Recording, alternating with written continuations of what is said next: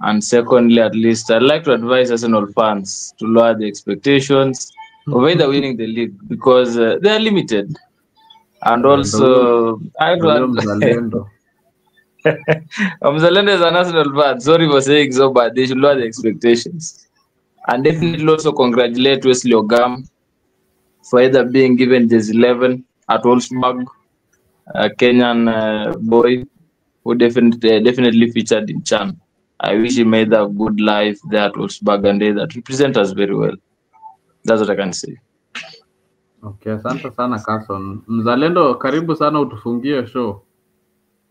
Asante sana. Nimeona tu mwanza na kuwataka watu wa Arsenal, lakini kama unajua umeataka Arsenal na umevaa windscreen kwa macho, tafuta wiper. Hizo miwani ndio uone game vizuri. Inaka umezileta ndio uone game ya Arsenal vizuri.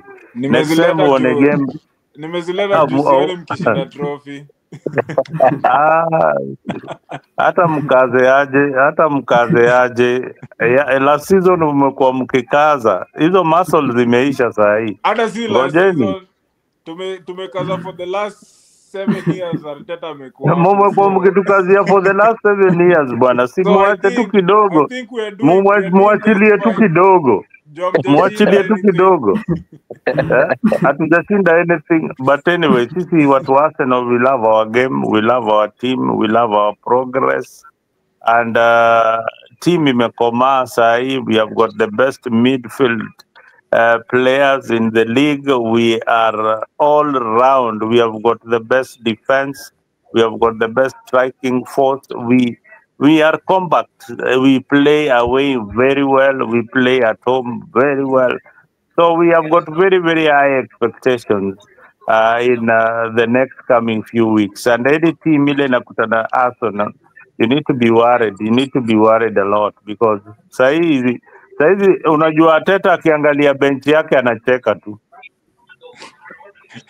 Anacheka juu hakuna anything. Anacheka tu, anasema sasa yani niweke nani akiangalia kwa field watu wameiva, yani hakuna hata ule mtu unaweza mtosabu. Na akitoa huyu akiweka huyu, ni hata akiweka Saka bench, unaona kama siku hizi hata Saka yani hata tuimhitaji. In fact tunataka kupatia Man City on loan.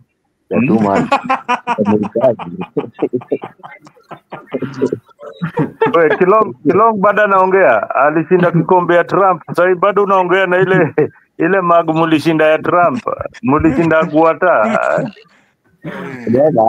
Sasa watu wanasema timu kukaza ushindi hata trophy. Trophy moja imekushinda na unaniona mimi nimeshinda all the trophies.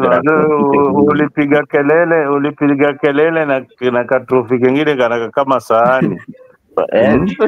Trophy. Ulipiga kelele Kelong. Alafu the next day mnachapwa. Japo ni kawaida lakini tunachukua kikombe. Chapa sio shida.